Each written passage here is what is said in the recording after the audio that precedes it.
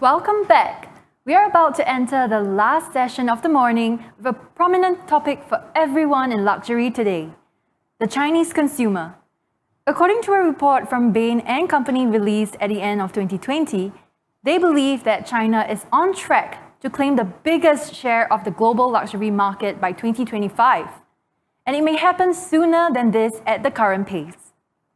Here to share with us how we need to understand these consumers, we had to have a different mindset. We have Xiaolei Gu, Innovation Director from Faber Novel, and Rane, Senior Vice President, Chinese Consumer, Moet Hennessy.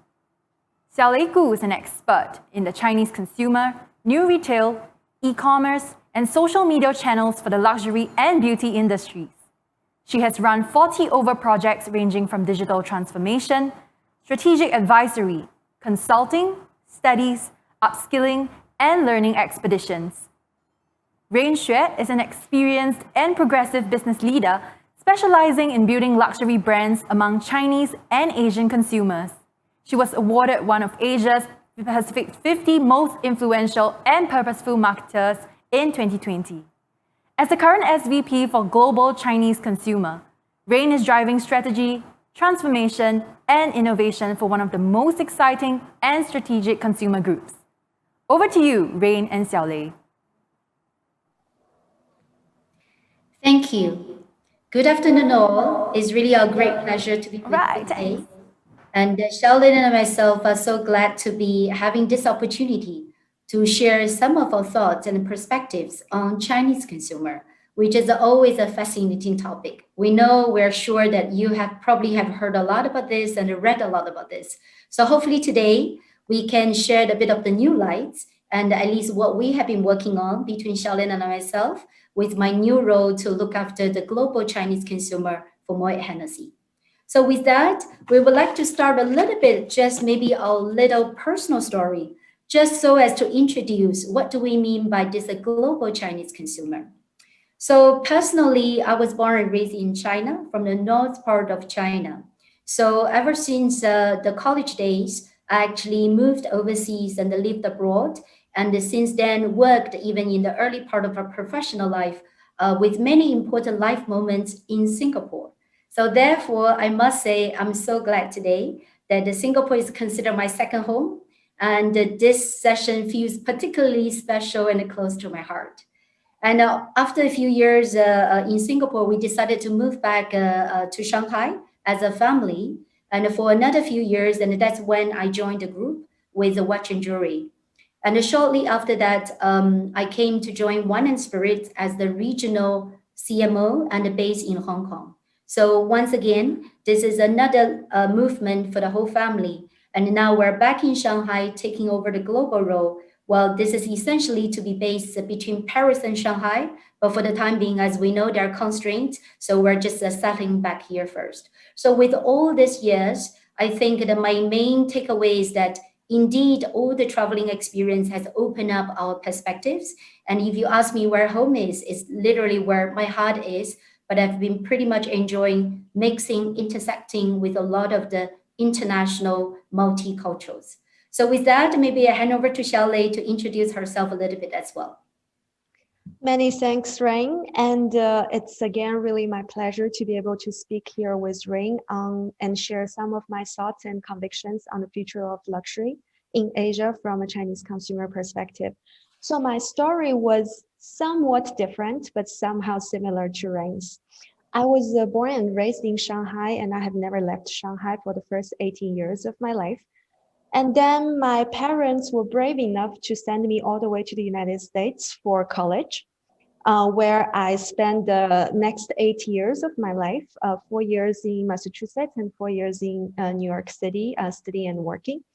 So this made United States the second home of me. And then whenever I can find a chance, I try to go back to visit my friends as much as I can. So also during that 8 years, I spent my third year abroad in college in Paris. This is where I got first exposure to European cultures. So back in 2016, so actually 5 years ago, I decided to relocate back to Shanghai, but with my husband in Hong Kong. So which means very regular trips to Hong Kong, both for family and for business. So I also travel quite extensively as other people in my generation, actually more abroad than domestic. So I usually do one long haul vacation per year to other continent, and then 2 to 3 getaways to Asian destination every year. So yesterday I was just looking at my travel record for 2019, although it sounds super far away to remind myself of my life before COVID. Actually 45 trips, 7 countries and regions, 11 cities, which sounded crazy, but when you are actually living it, you don't really feel it. So I strongly identify myself with my Chinese root, and I'm very closely connected to China regardless of where I am. So, however, the somehow nomadic lifestyle makes me more than a typical Chinese in some way. I think Rane would probably agree with me on that part, although our roots span across different continents and different time frame, right, Rane? Absolutely. Thanks, Xiaolei. Hopefully, our both personal stories shared a bit of light on and ideas. What do we mean by the global Chinese consumer? It's the specific group of consumers who tend to have this international exposure and international experience. And I will further explain why, and we believe this is important for the luxury brands. While the traditional way of looking at and segmenting our consumers still applies, of course, but we thought this anthropological and cultural approach might be interesting, especially for luxury brands. So, who are we talking about exactly? Maybe now we can dive in a little bit more. So, hopefully, this so called Venn diagram explains a little bit of what we mean by the global Chinese consumer from the perspective how China intersects or connects with the world. And of course, as of today, pandemic might have put the globe a little bit on the pause. But in the mid to long run, we believe this is how everything needs to be interconnected. And there are probably 4 typologies that we can look into in the way that we look at the Chinese consumer. Starting from the left, obviously, we have the majority of the Chinese consumer living in China domestically and they travel domestically. But at the same time, we know there are probably about 10% of the frequent outbound traveler. Today, they are traveling within China, but according to the Travel Observatory, once the border is open, it is more likely the more frequent and affluent travelers will be first back on the road. This is not only because of the economic power, it's mainly because of their motivation and a quest for experiences and for the things that they could not buy or experience within China itself, because we all know we need to expose ourselves to a broader spectrum of experiences. Then we have this new concept of nomadic Chinese. I think Xiaolei spoke about that. And obviously, this is the group of Chinese consumer more and more happening within the young generation. They choose to live in different parts of the world for a couple of years here and there, for education, for professional life, or sometimes just to travel to experience the world like a gap year.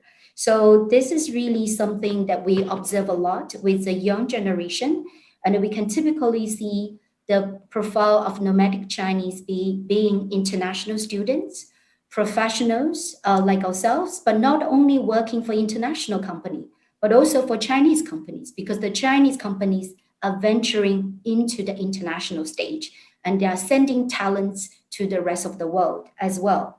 And of course, last but not least, as we probably all can imagine and well understand, for a group like a high net worth individuals, they are more likely to be nomadic because they're more likely to be having multiple homes and international networks.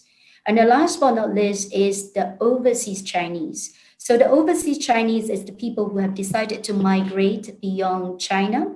And we knew historically there's always been waves of the migration going on. But here we're talking about particularly the immigrants who probably left China after 2000. Why is that so? Because this is the new generation of the immigrants who probably have more power economically, and they have consciously made a choice to live a different life, at least for a big part of their life, to be overseas, to have a different experience, very different from the earlier generation of the immigrants who might have left the country for a better living or for escaping poverty. So for the recent immigrants, what's also very special about them is they take a great pride by being a Chinese, and they remain very connected through the Chinese digital ecosystem. So this is how we actually see, the four typologies. But essentially, what's very interesting, and we would like to really dive in a little bit more, is really the middle group where we talk about the frequent outbound traveler and a nomadic overseas Chinese. This is actually somewhere we see that not only they are very much, Chinese by heart, but they are international by footprint and by their mindset. And we believe this is something quite important for luxury brands to take note of, because China will continuously drive its multilateral relationship and the external circulation, as the way we call it. Today is an internal circulation. But this group of the people will continue to grow in size and in influence. And they are the subcultural groups will bridge between China and the world. For luxury brands like ourselves, who really want to build our brand desirability and drive our brand equity through an international landscape and with a universal set of values, we believe these are the two most important group of people that we should focus on. And lastly, of course, very importantly to say that this is constantly a dynamic notion. The four typologies with the size of Chinese consumer and with the fast learning and evolution, we can see there's a lot of movement across.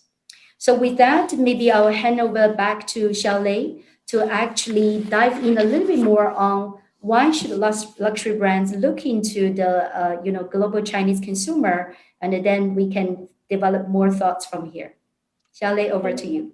Thank you very much, Rane, for setting up the scene and aligning the common understanding. So speaking of why this group of consumers, global Chinese consumers, are super important to our luxury industry, I'd like to start with the most obvious one, is that they have purchase power. So like Rane has previously already mentioned, that they are the ones who are more affluent than their peers who are residing just in China or mostly overseas, because being able to frequently travel is a luxury itself, if we put it into a more global context. And in China, there's only 9% of the population who has a passport that allows them to travel overseas, not to say travel frequently, more frequently, and living a significant part of their life overseas. This already demonstrated that they have a certain level of purchase power and willingness to be open to a different world. And secondly, I think they are important because they have developed a global mindset, like Rane has already shared, or they're in the process of developing a global mindset. I think we can all agree travel is very powerful. So travel can very profoundly change or impact our personal as well as professional development, while challenging us to see a world in a different lens. So not to say being able to live a significant amount of time in another country or even multiple countries. And I personally believe one of the key drivers for the fast development of China is the fact that more and more people are traveling more and more frequently, besides the economic fact.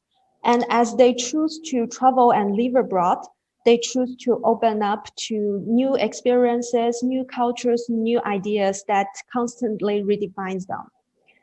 And then the third reason is that they are more mature. They have a higher maturity in their luxury perception. So I once worked on a study to really look into what luxury is to Chinese consumers and what it will be to Chinese consumers in the next 10 years. So over the past 20 years, we observed that the value drivers of luxury consumption and buying luxury product have already evolved from a mirror of their social status to an indication of fashion and taste and expertise. So at this moment, style, quality, and experiences are essential for Chinese luxury consumers. But in the meantime, we are also seeing a growing number of luxury consumers that are driving towards valuing luxury as self-realization, and even value creation. And they are usually the ones we define as global Chinese traveler who very frequently travel across different continents from the study samples that we did. And last but not least, and maybe the most important reason, in my personal opinion, is that these consumers, these global Chinese consumers, they are trendsetters and change agents that are bring changes, drive changes to the Chinese society. So here I'm showing you a startup company that a group of Chinese international students built up after they relocate back to China. It's called Know Yourself. At the very beginning, they were just a bunch of international students who studied psychology, and they started a WeChat account called Know Yourself to introduce some psychological framework to help their young readers understand themselves and the things happening around them in a fast-paced society. But later and later, as more and more people start to follow them, and then they start to gain their influence, they already raised Series B fundings, so that allow them to provide more, therapist support, more offline coachings to help their 10 million Chinese young readers to constantly explore who they are and then introduce new mindsets. So it's a group of international students impacting 10 million young Chinese. So the change also happened on a more micro level. So I would like to take myself as an example. After I relocate back to Shanghai and being able to stay with my family a little bit more. So my family is a relatively traditional family. My mom finally understood why a pair of Lululemon yoga pants is priced at a high pricing point like that. I'm not joking. This is a milestone for my mom and that generation. And she actually started to buy Lululemon yoga pants herself. And this impact also happened beyond the consumption upgrade.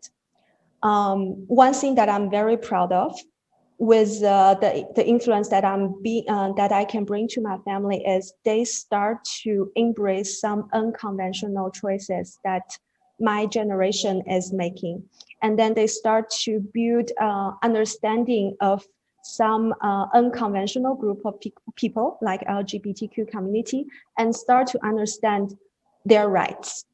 So once we manage to capture this group of global Chinese consumers, I think they will create halo effect to their home country. And we believe if we want to understand the future of luxury in China, it is extremely critical for us to understand this group of global Chinese consumers because they are setting the trend. So then the next question we shall all ask ourselves is really what is on their state of mind.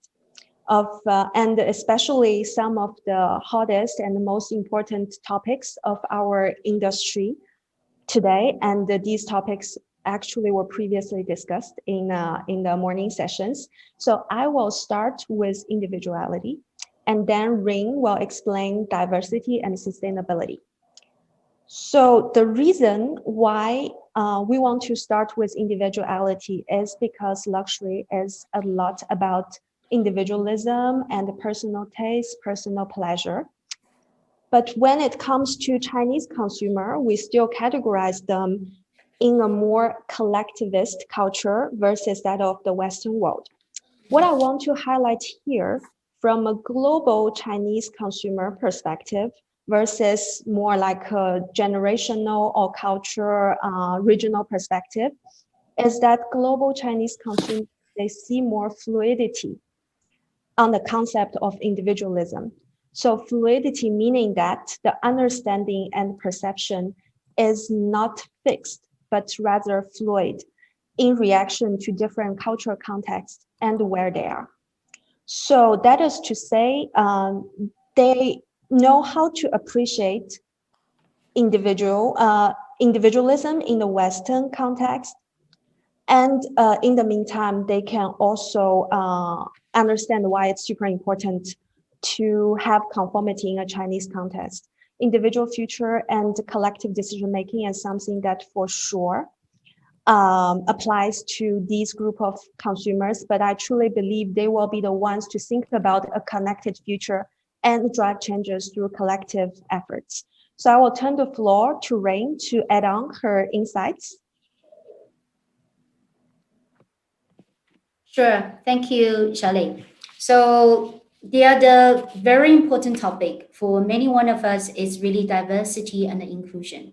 As we know, this is really a topic that's going beyond HR or just a corporate communication. It is becoming at the core of our brand purpose and for many of the brands, especially in the luxury sector. So obviously diversity and the inclusion could be understood in many different ways.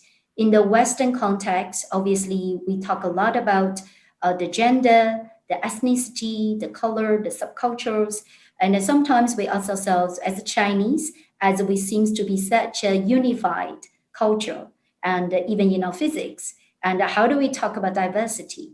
I would say today there are really many, many different angles to look at that. And what you could see on the screen, it is really even the local luxury brands like a luxury brand, Neiwai, has really challenged the uniformed way of defining beauty. So they have this campaign to really give back the real beauty to all the different shapes and form of the Chinese women. So obviously, this is really growing more and more at the heart of the luxury brand building. And in our point of view, the true diversity and inclusion, it is also about embracing multiple perspectives, embracing different ideas and possibilities, because we believe this is how the collective intelligence will work together. And it would be fair enough to say only people who have traveled and seen enough and interacted with different culture and mindsets, they will be able to develop such diversity or such inclusion attitudes and a mindset. And the last but not least, we'll speak about sustainability, which was the topic that was just talked about in our previous session.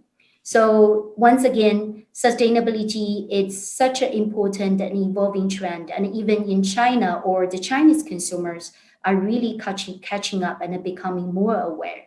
And you can see even in smaller ways when we order our takeaways, how we can contribute in our own way to the better world and a better sustainability effort. So it is all about sustaining our effort in big and small way.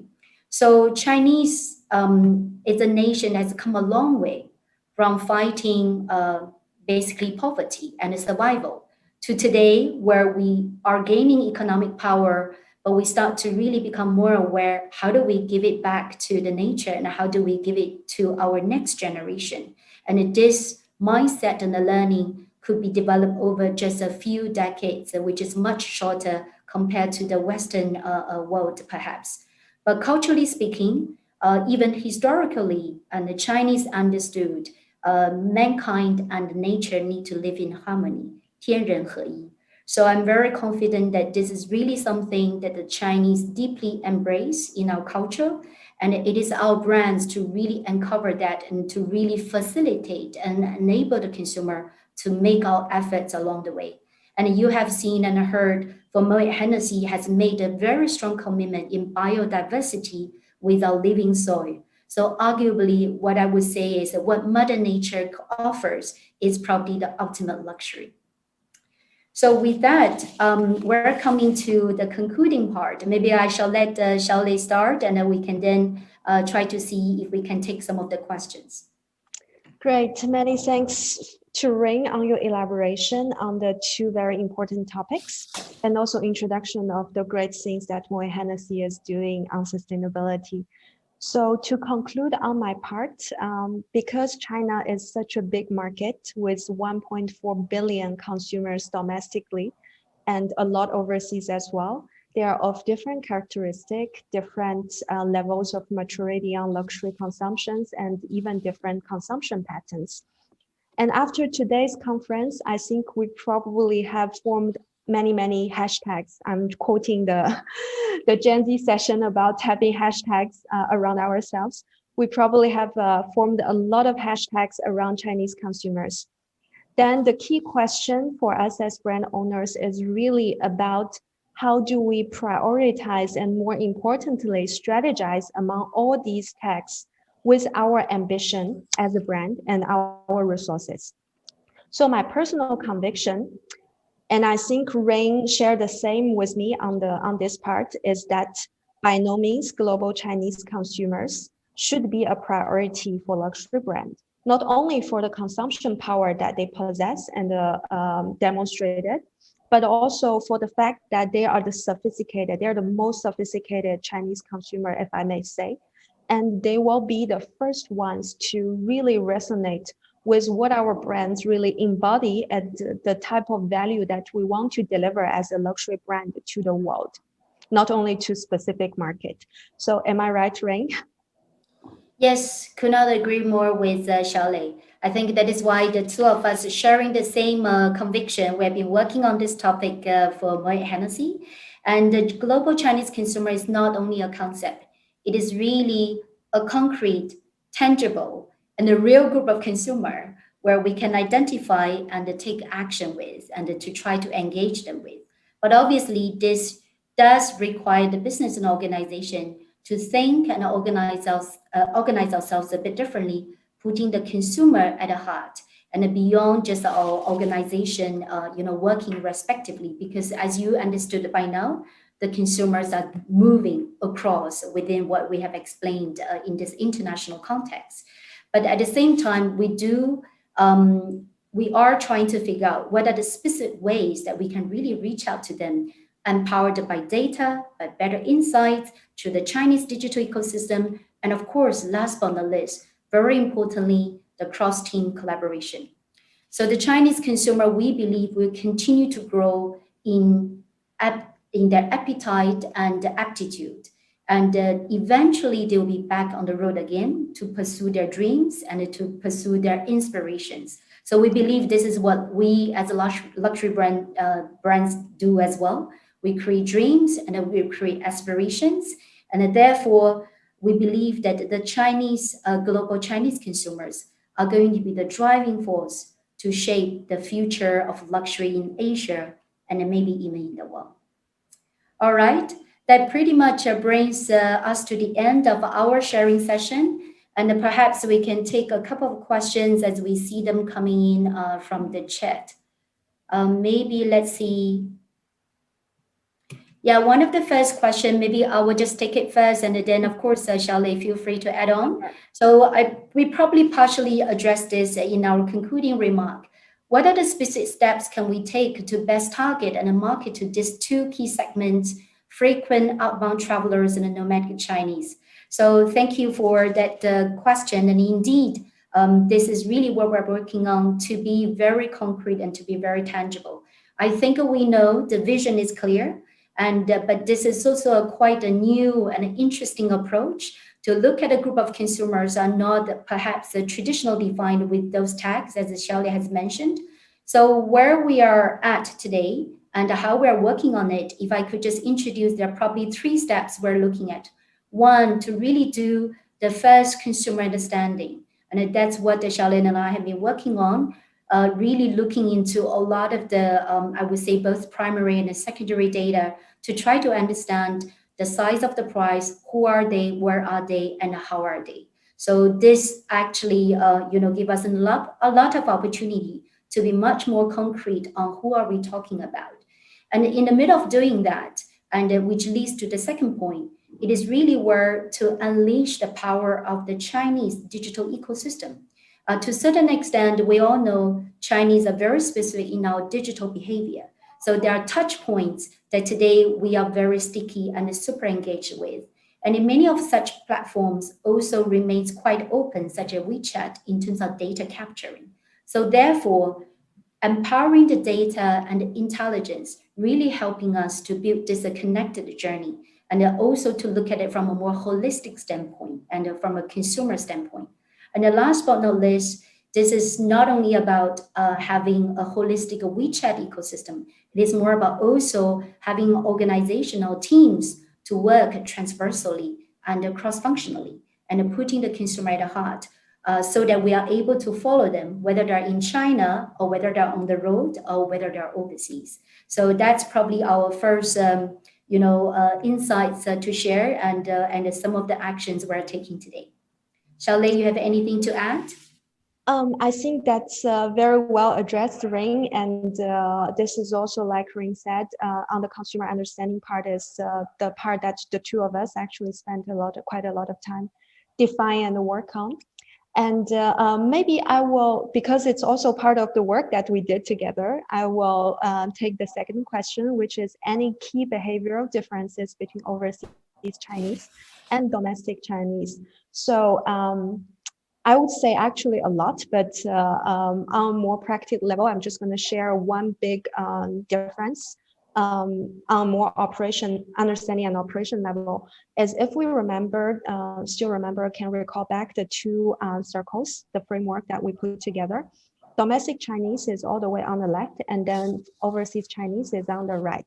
So the two circles not only represent the geographic location that these group of people are located in, but we can also see it as two different digital ecosystems that these people are within.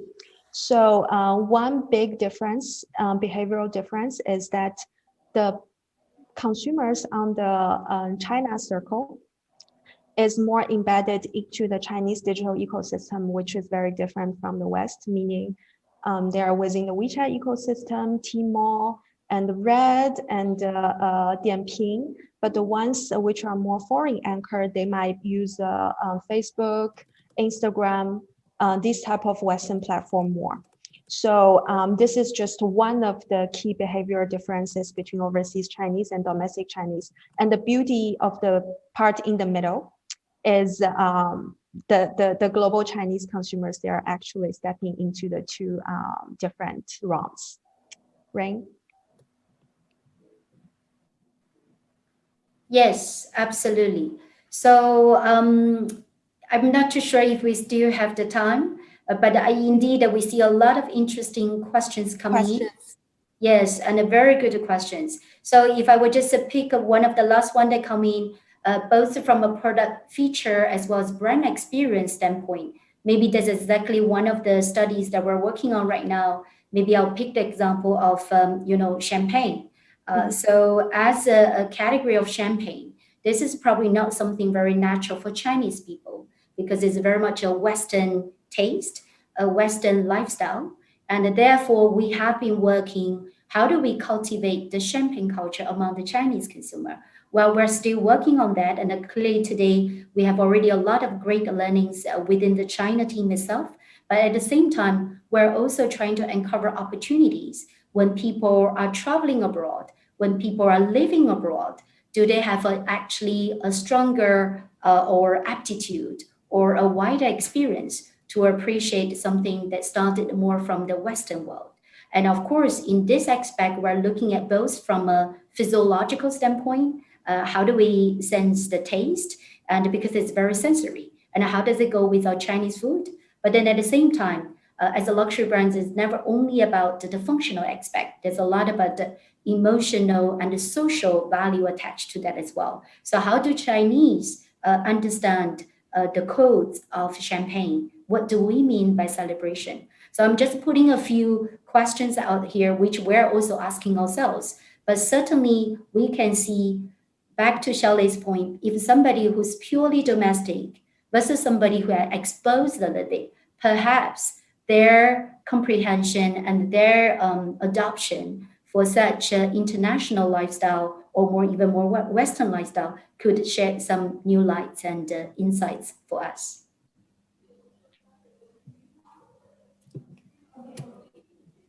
Great. I think we are approaching to the end of our session, and I really hope this provide some good food for thought for all of you. And many thanks, and also thank you very much, Rane. Thank you, Xiaolei, for having this session together. It's a great pleasure. And also to the organizer, and thank you so much for having us. We hope this is really something as a continued dialogue, and I'm very happy to have another chance to chat with everyone. Thank you so much, and Thank have a you great so lunch. much. Yes, enjoy the rest of the conference. What an insightful few hours we have had this morning, covering topics spanning data, the environment, Gen Z, and the Chinese consumer, all crucial in crafting how the future of luxury in Asia will be defined. We will be taking a short break from the auditorium. We encourage you to explore the virtual 360 conference room, connect with attendees in the networking lounge, explore the learning gallery, and don't forget to join the conversation by sharing your perspectives on the conversation forum, which you can click on the top right. Here are some great thought-provoking questions from participants of this conference today, and we would love to hear your point of view on these. I look forward to seeing you back here at the auditorium at 2 p.m. Singapore time for the second half of our conference, where you will discover more about innovation, startups, and ultimately the role they play in the future of luxury. I can't wait to see what's in store at the Learning Gallery and hear some of your views on the conversation forum. Excuse me now as I hop into the networking lounge to meet some of you.